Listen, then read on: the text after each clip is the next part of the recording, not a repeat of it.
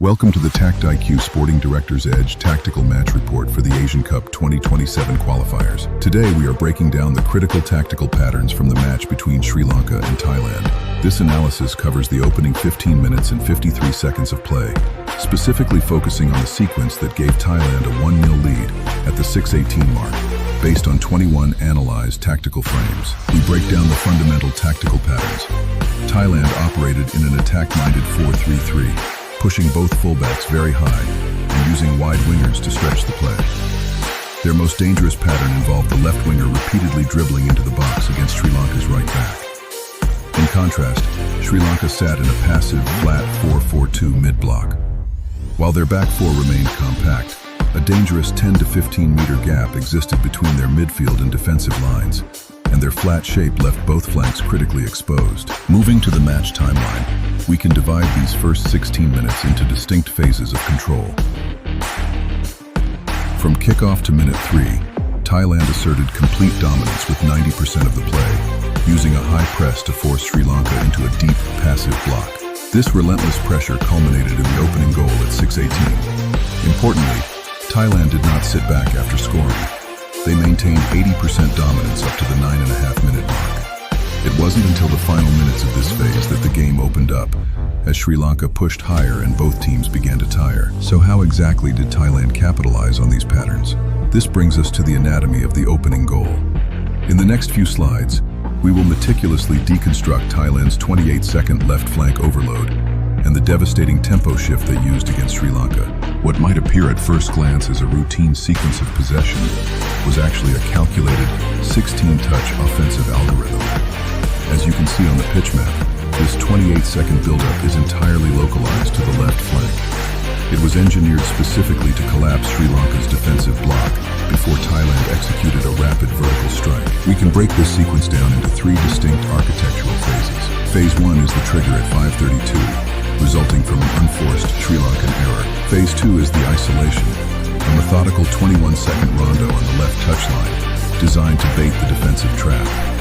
Finally, phase 3 is the strike, a sudden 5-second vertical tempo shift leading to the penalty box execution at 06:18. Let's look closely at phase 1, the trigger point. At exactly 5:32, the sequence initiates from a high-leverage defensive turnover. As Sri Lanka executes a throw-in deep in their attacking half, Thailand immediately establishes possession on the extreme left touchline. Instead of clearing the ball to alleviate pressure, Thailand makes the critical tactical decision to retain the ball in the most confined space on the pitch. Moving into phase 2, touches 1 through 5 show Thailand securing possession through short, low-risk horizontal passing. Conventional football wisdom dictates switching play to the unmarked right flank, which Sri Lanka had left completely exposed. However, Thailand intentionally ignores that open space, opting instead to build a highly localized numerical advantage strictly on the left. This deliberate baiting leads to phase 3, the vertical shift. At touch number 12, Thailand finds their explosive release valve. The methodical pacing we saw in phase 2 instantly shifts gears.